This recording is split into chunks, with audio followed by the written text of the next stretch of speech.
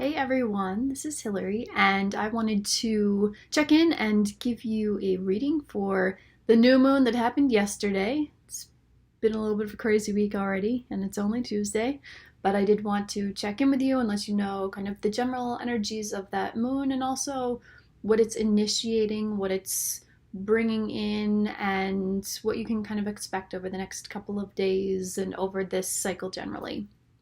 So, one thing about this particular new moon is that it's actually coming at the very end of the season of the sun being in the sign where the moon is being birthed. So, we've already gone through an entire lunar cycle with the new moon in Cancer, which was also a solar eclipse on the summer solstice. So, this new one's like a little bit cuspy because it's, really, and I'm not even like, I don't really do cusps, but it's got a little cuspy quality to it because it's almost Leo season. But again, second new moon in Cancer, that means that, Cancer, we had the Mercury retrograde in Cancer, we had a solar eclipse in Cancer, we're now having a next new moon in Cancer. Cancer, and whatever house of your chart it represents, is being really super, super activated this summer. So, and it will also be activated over the next 6 months. So you'll start to feel some of these energies kind of lingering over the next 6 months, and whatever has been happening over the last month will again kind of continue for the next 6 months until the next set of eclipses. So Cancer is the sign of the crab. And it is the sign that represents home, family, community, ancestors, your roots.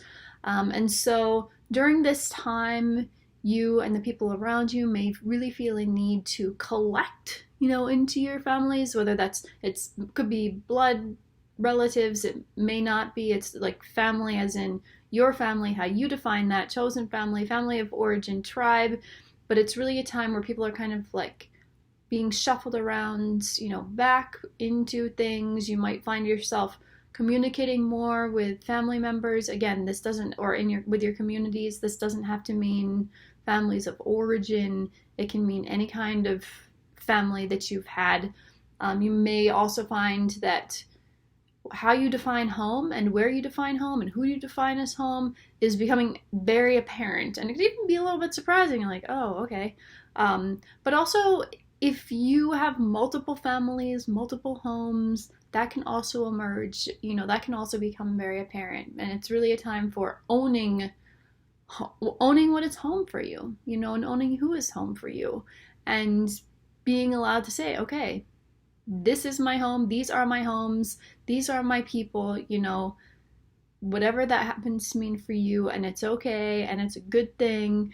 And these are the people who you can turn to for X, Y, and Z. And these are the people who's like, maybe not. Maybe not. Not home.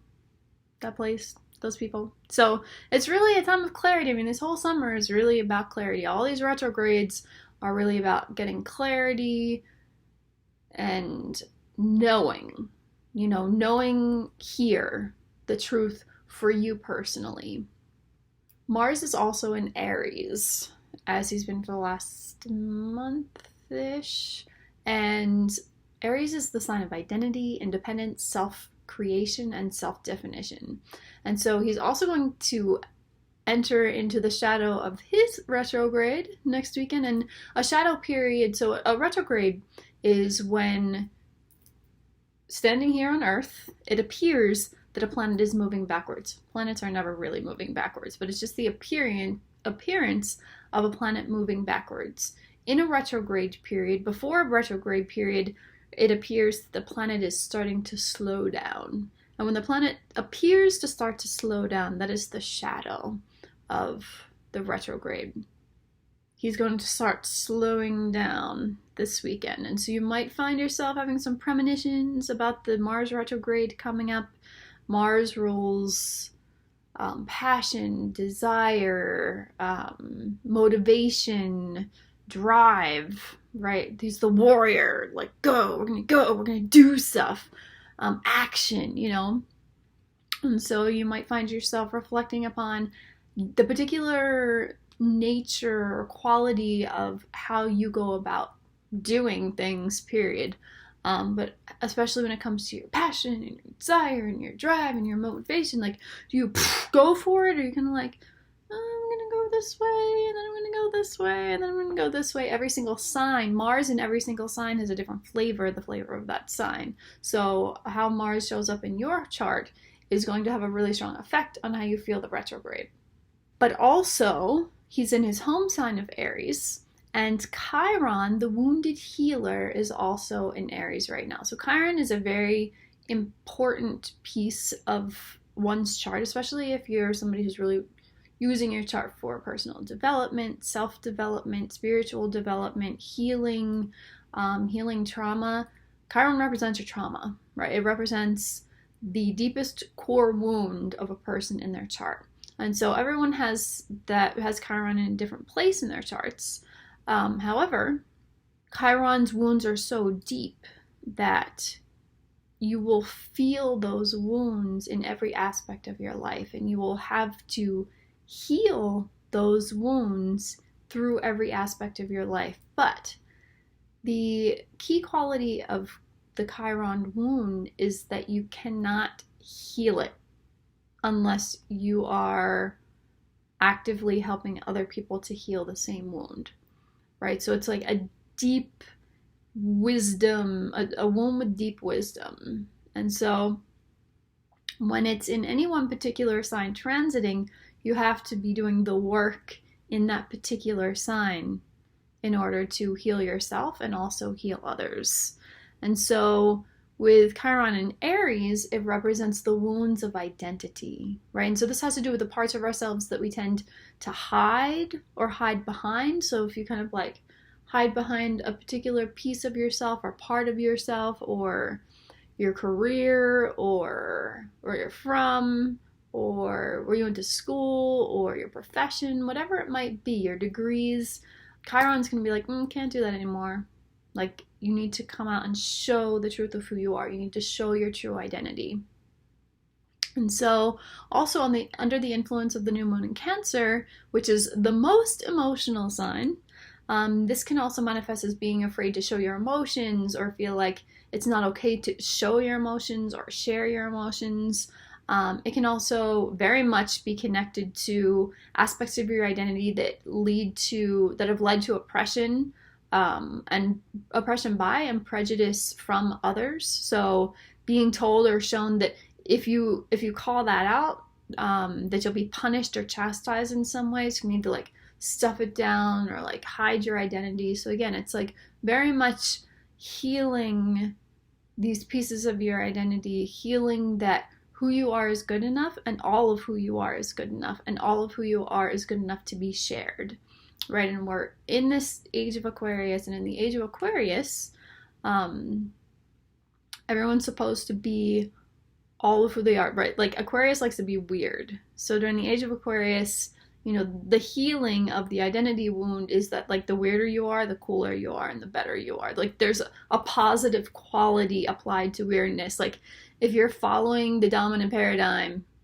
then like you're not cool, right? So that's kind of this very Aquarian quality. But also a piece of healing your identity, how Aquarian energy can help heal your identity.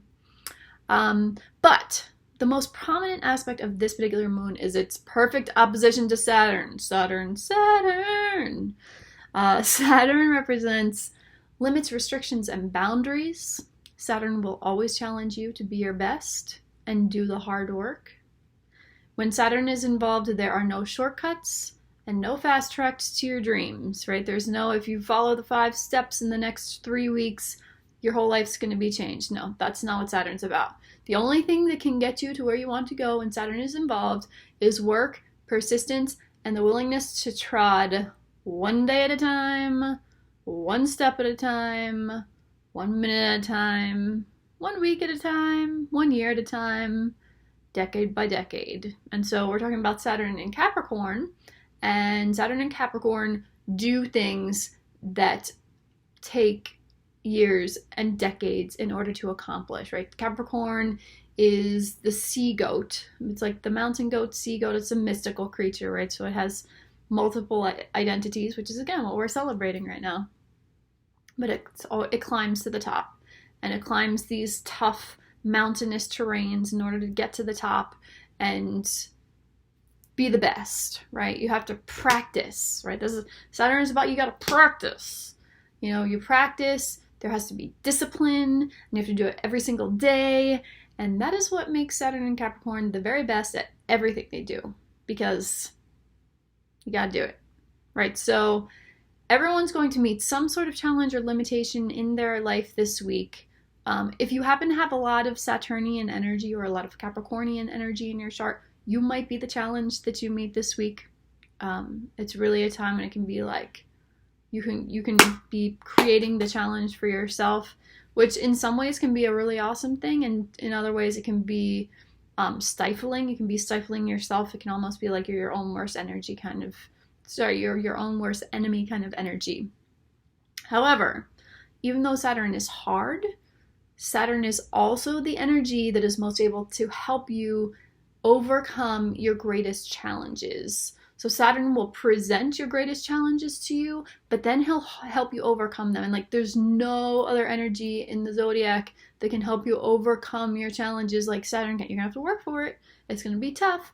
But if you have something you like really want, or you really want to transcend, Saturn's your man, right? Or a woman, because Saturn also is sometimes considered the cosmic mother, right? So it's like Saturnian energy, because there's something deeply supportive, like, right, those rings can be restrictive, but they also can be supportive. And so there's a deeply supportive, if you're willing to do the work and you're willing to like put in the time, you will receive the support you need. So one of the things I've been telling people, like, this is a tough aspect, right?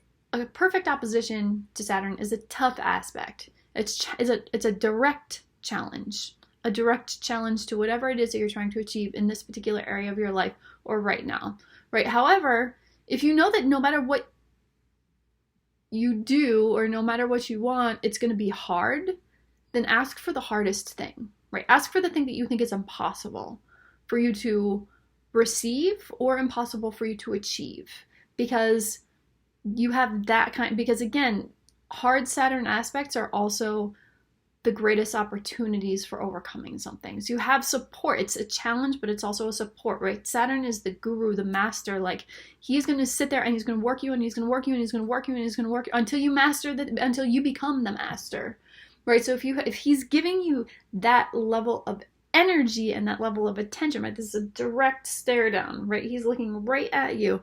If he's giving that energy to you, ask for the thing that you really want. Ask for the thing that you really think you can't have, because you can get it during this time. You have that kind of support to get it. Again, it's not going to be comfortable. It's not going to come easily, but nothing worthwhile is comfortable or easy. So Saturn's like really about consistent commitment.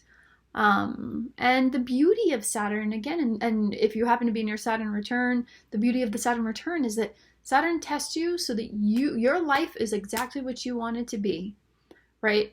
Is what you're doing what you really want to be doing? Is the relationship you're in really the relationship that you want to be in? Is your life the life that you really want, right?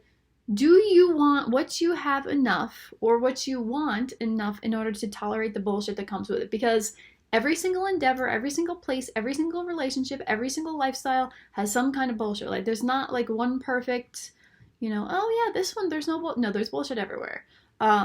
So if you don't want it enough, or you don't want to do it enough to put up with the bullshit, then you shouldn't be doing it, because you won't do it well, is how Saturn views the world. Like, if you can't do it well, it's a waste of time, right? Saturn in Capricorn rules properisms. It's like, if you can't do it properly, if it's not worth it to you to do it properly, then you really shouldn't be doing it. Like, Saturn is definitely the ruler of the shoulds and shoulding.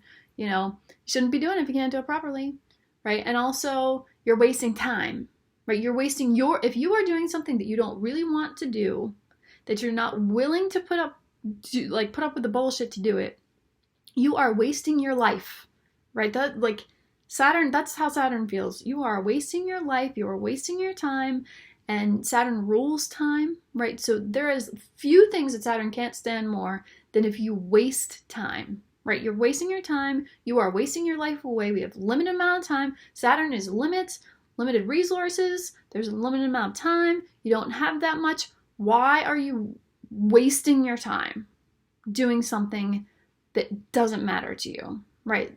It's just irrational from a Saturnian perspective. But again, if the challenges of Saturn allow you to determine that is not what you want to be doing, they can also allow you to figure out what it is that you do want to be doing. And if you're willing to make the changes in your life so that you can have the life that you want, or you can have the situations that you want, you can be, have a lifestyle, whatever it is that you want, Saturn will help you with it, right? And what Saturn gives cannot be taken away, right? Because what you get from Saturn has been earned, right? And Saturn is about the rules, but like the real rules, karma, right? Universal law. It's about respect, dignity, discipline, integrity, right? If you are respectful, dignified, have integrity, and disciplined, then you will receive like way beyond what you can possibly even begin to imagine, right? And so, like, this kind of energy is a little bit of a buzzkill under the new moon in Cancer, because Cancer is a sign of nurturing and comfort. Like, Cancer likes to be comfortable. It does not like to feel bad. It wants to feel good. It wants to feel nurtured. It wants to be eating like all the food and have its belly full and just like, oh yeah, like on Thanksgiving Day, yeah, tryptophan high, but if you're willing to, again, put in the time, put in the money, put in the energy, put in the discipline right now and over the next like couple weeks, month, 6 months, what is waiting for you on the other side is way more amazing than anything that you can begin to imagine, right? So it is like really worthwhile, like more worthwhile than even normal, to really apply yourself right now and really get really real and really clear about what you really want, right? Like, no bullshit, no, well, maybe I could do this thing, or maybe I can do that thing, or this would be cool. No, like, what do you want, right? Saturn's like, what do you want? I can give you what you want. I can help you get what you want, but I need to know what you want. And you need to know what you want, right? So this is a time to get really clear. New moon is a time to, it's a time of initiations. It's a time for setting new intentions.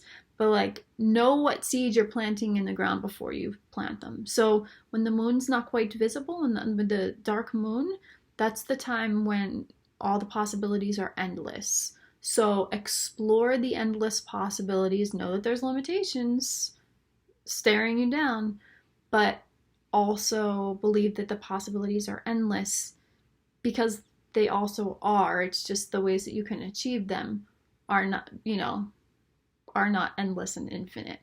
But the possibility is infinite. So, again, follow the rules and you receive the effort.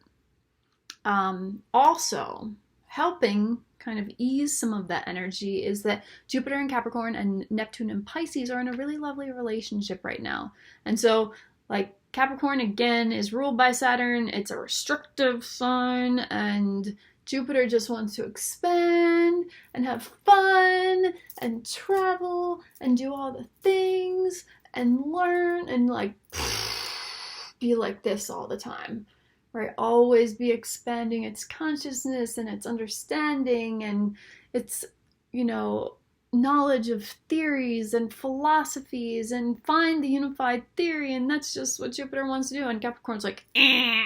So, there's only so much that so much expanding that Jupiter can do right now, and we're all feeling that, I think, like literally in our bodies right now. But there's still some expansion that can happen. And so when Jupiter expands, if you can allow yourself to expand enough, if Jupiter can expand just enough, then with this particular aspect with Neptune coming in, Neptune can like come into that space, and Neptune has the power to like dissolve some of those limitations, to lift some of those restrictions in different kinds of ways. It might not be, it's not going to be in the same Saturn, like it's either up or down, right? But like dissolving how those things feel, right? So not all planets can kind of like come up against Saturn, but Neptune is one of the ones that can, by dissolving the boundaries. Like Saturn's like boundary, and Neptune's like woo with his sea wand, right?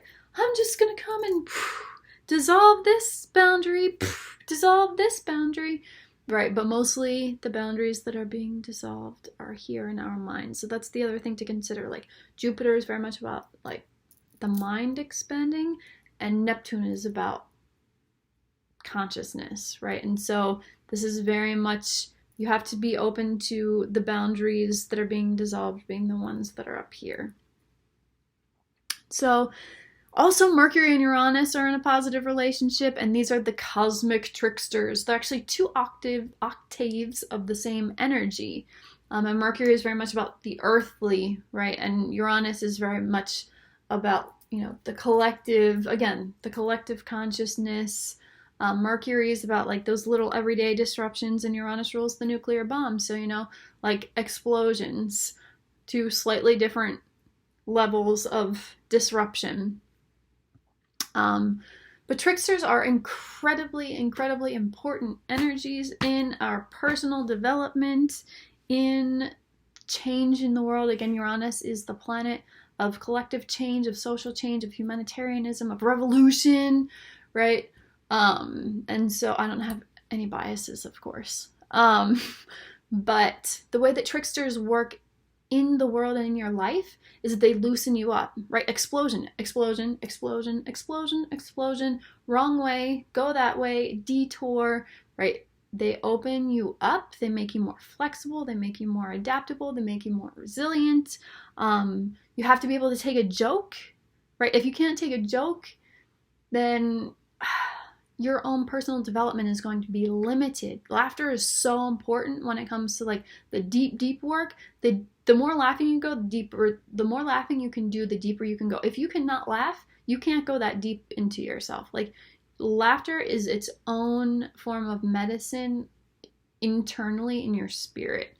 And in order to, the people who can do the deepest work and help lead people through the deepest work are usually people who have amazing senses of humor and tell like ridiculous jokes at the weirdest, most inappropriate time, because you have to be able to laugh. The deepest people have usually the most amazing senses of humor. It doesn't bend breaks. And so tricksters are here to like I said, make you go over here and here and here, and if you can't just stop and laugh, if you're constantly like, oh god, oh god, oh god, oh god, then it's not going to work, right? There's going to be a limit to your ability to, again, expand. So this is really an important time to laugh and see if I saw Fox earlier is a trickster. So it's like the tricksters are around, and you just have to be able to laugh and surrender to their energy, right? The tricksters sometimes in some systems are considered the devil, right? Or tricksters are considered the devil in kind of like some forms of Christianity. They're not the devil. They are very much the divine energy, but they move differently. They work differently in your life. I believe Jesus is a trickster, actually. But anyway, that's a conversation for a different day. So there's like all this electricity, this week, and then the sun's gonna move into Leo tomorrow, and I think, what day is today? No, Thursday, the sun's gonna move into Leo. And then Mars and Venus, who are the cosmic lovers, they're also in this really awesome relationship in Gemini and Aries, also like fire, electricity, like, you know, Gemini is ruled by Mercury, Aries is ruled by Mars. Woo! So there's like fire, electricity, fun, excitement, play, you know, and like I said, it's Leo season, and Leo is the sign of love and sex and play and fun and creativity and creative energy and like not me, but like that kind of energy, like it's all about me and just like radiating all of this energy and fun. It's ruled by the sun, right? It's like this is the sign of radiating your all that you are and expressing it out into the world. So that energy is also present right now. So it's like just a lot of energy this week. But it's definitely a time, have fun, laugh, play. Know that you're going to have some challenges. There's going to be some restrictions. Roll with them, surrender to them. It's usually a good idea. I mean, right now it's a good idea to surrender to Saturn. And like Capricorn and Cancer are on a single axis of like control and surrender.